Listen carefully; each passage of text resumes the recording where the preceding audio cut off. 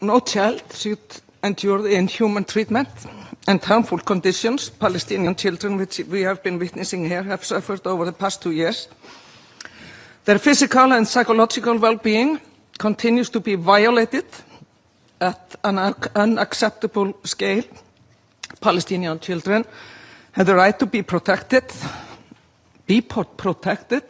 underline that, under international humanitarian law and human rights law. When these obligations are breached, it is our collective duty, especially as state parties to the Geneva Convention and Convention of the Rights of the Child, to demand accountability and respect for the law. And I say otherwise, and it's pretty fair to say that we, the international system, if we are not doing that, we are failing. We are failing heavily.